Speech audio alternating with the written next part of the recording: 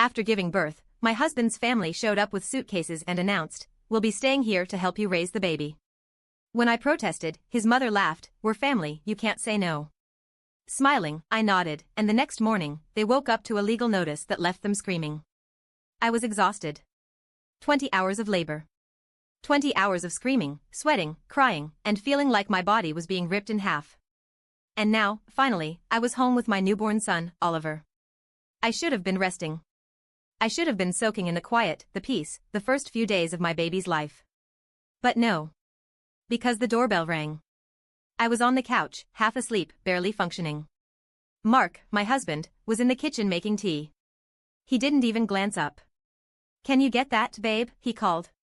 I groaned and pushed myself up. Every step hurt. My body was wrecked. I was still bleeding, still healing, and now I had to answer the door like a hostess at a dinner party. I shuffled over, unlocked it, and opened it. Standing on my doorstep, beaming, was my mother-in-law, Jean. Next to her, my father-in-law, Robert. And behind them, Mark's younger sister, Ava. With suitcases. Big ones. Jean let out a little squeal and pushed her way in before I could react. "Oh, sweetheart. We're here." I blinked. "Here for what?" Jean set down her bag and smiled like I had asked a stupid question. "To help. You just had a baby. We figured you'd need all hands on deck." Robert strolled in like he owned the place, whistling. "Long drive," he muttered, dropping his suitcase in the middle of my living room. "What's for dinner?" Ava yawned dramatically, dragging her suitcase past me. "Which room am I staying in?" I stood there, gripping the door handle so hard my fingers ached. What is this?" I turned to Mark, who had finally wandered in, sipping his tea like it was just another Tuesday. Jean laughed and patted my shoulder. "Sweetie, don't be silly. You just gave birth. You can't handle everything alone. We'll be staying here for a while to help you out." I stared at Mark, waiting for him to tell them no. To stand up for me. To say, "Mom, Dad, Ava, you can't just show up unannounced with luggage like you're moving in." But he didn't. He scratched the back of his head and gave me an awkward smile. "They just want to help, babe." "Help. Right." I forced a smile. "Of course. Your family. Make yourselves comfortable." Jean beamed. "See? I knew you'd understand." I turned and walked to the nursery, gently closing the door behind me. I picked up Oliver, held him against my chest, and whispered, "It's okay, baby. Mommy's got this." I didn't sleep that night. Jean barged into the nursery every single time Oliver cried. The first time, it was just after midnight. I had barely dozed off when his little wails filled the room. I got up, wincing from the pain, and reached for him only for Jean to swoop in, snatching him up like I wasn't even there. "You're picking him up too fast," she scolded. "You'll spoil him." I gritted my teeth. "He's a newborn." She ignored me and rocked him dramatically, whispering some nonsense about how babies needed to self-soothe. The second time, it was 2 a.m. I had just changed his diaper when she strolled in again. "Oh, honey," she sighed, watching me swaddle him. "You're doing it all wrong." She unwrapped him and reswaddled him like I was some kind of idiot. The third time, it was 4 a.m. I was breastfeeding, half asleep, when she walked in, shook her head, and actually tried to adjust how I was holding my own baby. "Jean," I said, my voice dangerously low. "Go to bed." She patted my shoulder and smiled. "I'm just trying to help." Help. That word again. By morning, I was dead on my feet. I walked into the kitchen and found Robert sprawled on my couch in his underwear, watching the news like he lived here. Jean was making coffee. Ava was sitting at my dining table, scrolling through her phone. Not one of them acknowledged me. Not one of them thanked me for letting them crash in my house. Not one of them asked how I was doing. And that's when it hit me. They weren't here to help. They were here to move in. I grabbed my phone and walked outside, dialing the only person I knew who would understand. Lily. My best friend. My lawyer.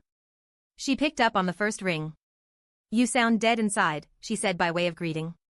"My in-laws showed up with suitcases," I whispered. "They said they're staying here to help me adjust." Silence. Then, "Oh, hell no." "Yep." She exhaled sharply. "House is in your name, right?" "Yeah." Lease? Yep. Perfect, she said. Check your email in an hour. I went back inside, smiling. That day was a nightmare. Jean criticized everything I did. Ava turned the guest room into her personal hangout, blasting music on her laptop. Robert took a nap in my bed. My actual bed. He just waltzed in, climbed under my blankets, and snored for 3 hours. And Mark? Mark did nothing. Nothing. By evening, Jean made a special announcement at dinner. We've decided, she said, cutting into the steak I cooked, because of course I still had to make dinner, that we'll be staying until Oliver is at least 3 months old. Maybe longer. I nodded. Smiled. Said, of course, Jean. Your family. She beamed. And the next morning, they woke up to a legal notice. Jean screamed. It was 7 a.m. I had just put Oliver down after a long night when a blood-curdling shriek came from the living room. I didn't even flinch. I took my time, stretched, and walked out to find Jean gripping the eviction notice like it was a death sentence. She whirled on me.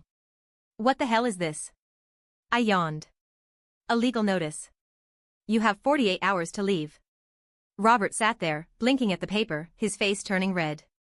You're evicting us? Ava rubbed her eyes, scrolling through her phone. Is this even real? Jean shook the paper at me like that would somehow erase it. You can't do this. We're family. There it was again. That word. I crossed my arms. Jean, you didn't ask to move in. You invaded my house. You've been treating me like I'm some clueless child when I just gave birth. You don't respect my space. You don't respect me. I want you out. Her face twisted in rage. Mark, she shrieked. Say something. Mark, standing in the corner, looked half asleep. He was still in his sweatpants, rubbing his face. I waited. This was it. The moment he could step up, proved to me that he was my partner, that he saw what they were doing. He took a deep breath. Mom, maybe you guys should leave. Jean's mouth dropped open. Excuse me? Mark shifted uncomfortably. I mean, it's her house. And, we did just have a baby. She needs space. Jean turned red. She needs us. She needs rest, Mark muttered. And you keep barging into the nursery. Jean's eyes narrowed. I raised you. And this is how you treat me? I could practically see the guilt washing over him. I knew Jean. Knew how she worked. She didn't argue, she manipulated. She made herself the victim until everyone bent over backward to make her feel better. Mark was faltering. I spoke before he could. You have 48 hours, I said coldly. Or I call the sheriff. Jean opened her mouth, then snapped it shut. She knew I wasn't bluffing. And for the first time, she had nothing to say. They stormed off. I could hear Jean and Robert whisper yelling in the guest room while Ava sat on the couch, looking pissed. I went back to my room and locked the door. 2 hours later, Mark came in, looking miserable. Mom's really upset, he mumbled, sitting on the bed. I said nothing. She feels like you don't appreciate her, he tried again. Like she's being discarded. I laughed. Not a happy laugh. Not a funny laugh. A laugh that said, are you seriously saying this to me right now? Mark, I said slowly. Your mother showed up with luggage and announced she was moving in. She hijacked my house, ignored every boundary, and acted like I was a bad mother in my own home. And now she feels discarded? He rubbed his temples. I just don't want things to get ugly. I stared at him. They already are ugly. He sighed. Maybe we can compromise? Compromise what? I snapped. My house? My recovery? My right to raise my own baby without your mother breathing down my neck? She just wants to help. Stop, I cut him off. If you say that word one more time, I swear to God, we glared at each other. And then, the yelling started. I don't even remember everything we said. I was too angry. Too hurt. All I know is that by the end of it, Mark grabbed his pillow, muttered, I need some air, and left. He didn't come back that night. I woke up to Ava banging on my door the next morning. Mom wants to talk to you, she shouted. I ignored her. She's calling a family meeting. I rolled my eyes. Of course she is. I got up, changed, and walked into the living room, where Jean sat stiffly on the couch, holding a cup of tea like she was the Queen of England. Robert sat beside her, arms crossed. Ava sat with her legs tucked under her, scrolling on her phone. Mark stood near the window, looking uncomfortable. Jean took a deep breath, then smiled. It was the fakest smile I'd ever seen. I think we got off on the wrong foot, she said sweetly. I sat down, crossing my legs. Do we need to go over the part where you trespassed into my home, insulted my parenting, and refused to leave? Her smile twitched. We thought we were welcome. I raised an eyebrow. Did I invite you? Silence. Exactly, I said. So what's this meeting about? Jean sighed dramatically. Mark and I talked. She glanced at him. And we think it would be best if we all worked together to find a solution. I scoffed. A solution? The solution is you leave. Jean shook her head. That's not an option. I blinked. Excuse me? Robert cleared his throat. Legally, yes, you can kick us out, he admitted. But that would cause a lot of problems. I narrowed my eyes. What kind of problems? Jean set her cup down. Mark would be put in a very difficult position. Family isn't something you can just throw away. Oh. Oh, I see now. This wasn't just about staying. This was a threat. Ava smirked. Jean leaned forward, clasping her hands. We can make this easy, dear. We stay. We help. You don't have to do this alone. And Mark? She gave him a pointed look. You won't have to choose sides. Mark shifted uncomfortably. Mom, this isn't of course it is, Jean said smoothly. A marriage is about compromise, isn't it? And that's when I knew. She was trying to manipulate him against me. But she made a mistake. She thought I was weak. She thought I would fold.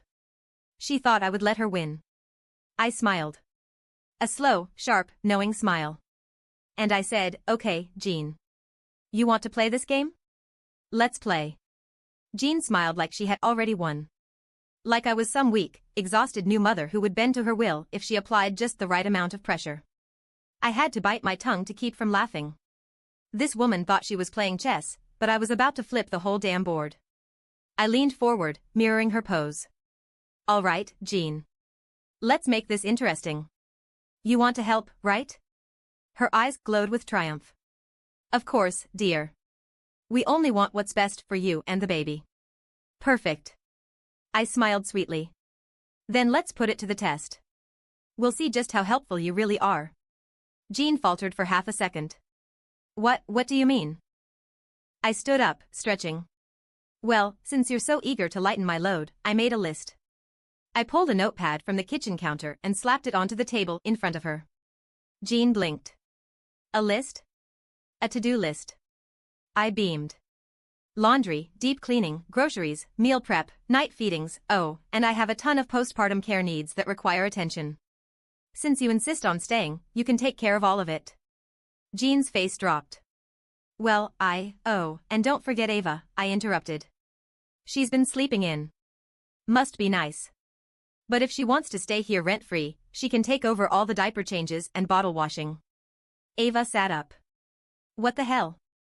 I ignored her and turned to Robert. And you. Robert's mouth was full of toast. He froze mid-chew. You like lounging on my couch all day, right? I smiled. So you can handle all the yard work and house maintenance. Our fence needs repairing. The garage is a mess. The gutters need cleaning. You'll love it. Robert swallowed. Jean stared at me, horrified. You expect us to do chores? I feigned confusion. But you said you wanted to help, Jean.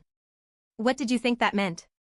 Sitting around, drinking tea, and bossing me around while I did all the work? Ava groaned. This is so unfair. Robert muttered something under his breath. Jean was fuming. Mark, bless him, was barely holding back a grin. Well? I asked sweetly. Are you helping or leaving? Jean's jaw clenched. She looked at the list like it personally insulted her. Finally, she grabbed the notepad and stood up. Fine, she spat. If this is what it takes to prove that we care, then we'll do it. Ava gaped at her. Mom, not now, Jean snapped. I hid my smirk. She thought she was calling my bluff. She had no idea that I was dead serious. It was beautiful. Jean started off strong, trying to show me up. She folded laundry aggressively, muttering under her breath. Ava changed one diaper and dry-heaved so hard she almost threw up. Robert attempted to fix the fence, hit his thumb with a hammer, and declared that he needed a 3-hour break. By lunchtime, Jean was dripping sweat, Ava was glued to her phone, and Robert was nowhere to be found. I sat back, sipping my tea, enjoying the show. By day 2, Jean had enough. I found her in the laundry room, staring blankly at the washing machine, looking defeated.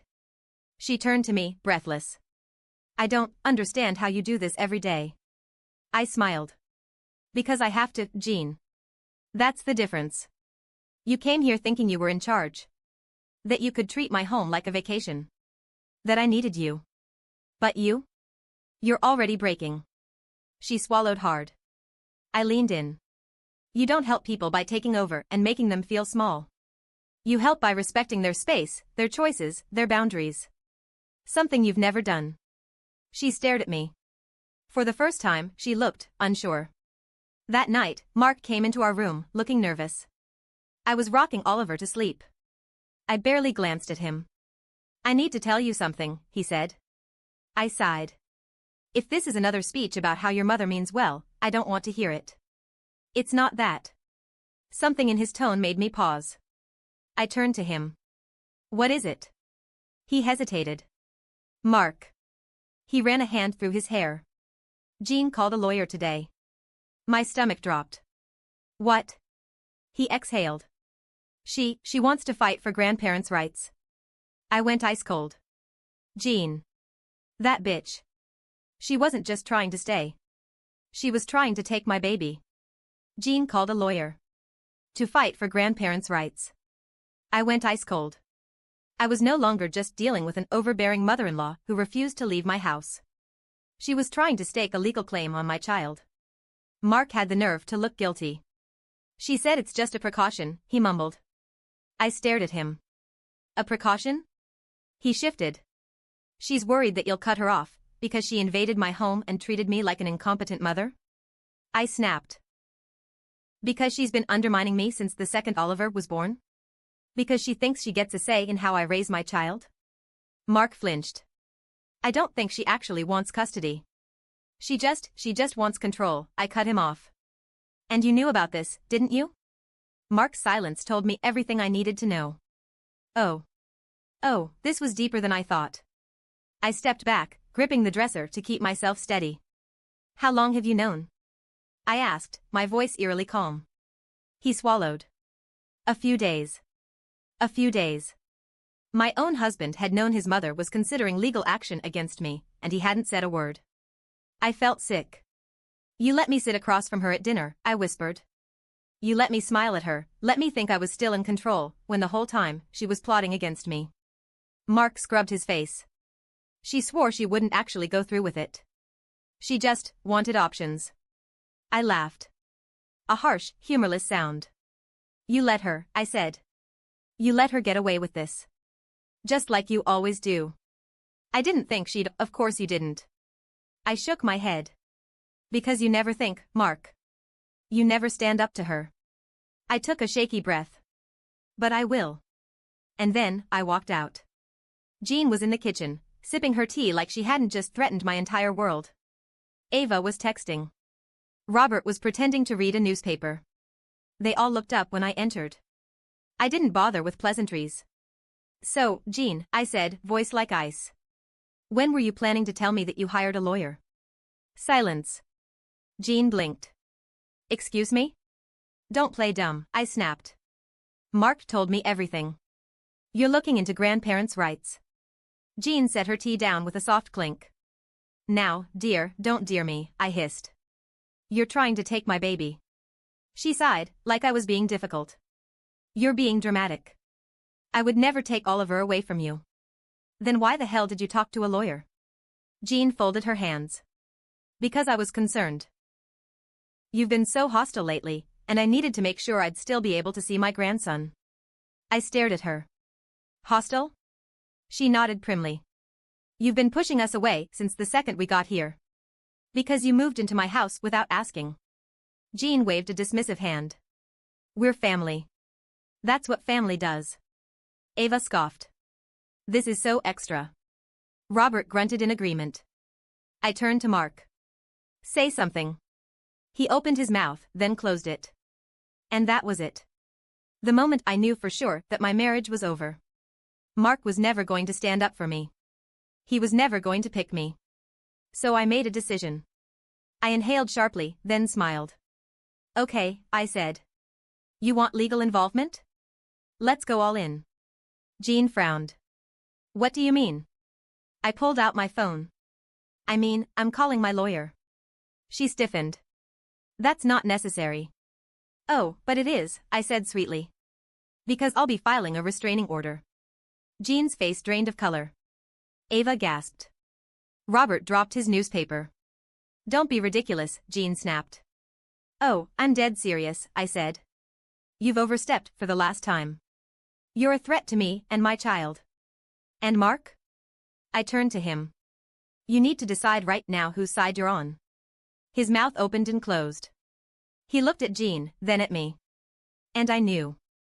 I knew he was never going to choose me. I nodded slowly. Understood. Then I turned, walked into the bedroom, and started packing. I left that night. I packed up Oliver, grabbed the essentials, and called Lily, who told me I could stay with her. Mark didn't try to stop me. Jean ranted about how I was tearing the family apart. Ava rolled her eyes. Robert said nothing. I ignored all of them. I walked out the door, strapped Oliver into his car seat, and drove away without looking back. I filed for divorce a week later. I got sole custody. And Jean? She tried to push her grandparents' rights case. But she lost. Because the judge saw what I had seen all along, she wasn't a concerned grandmother. She was a control freak who didn't know when to stop. Mark tried to reach out months later. Said he regretted everything. I never responded. Some betrayals can't be undone. And some people don't deserve second chances.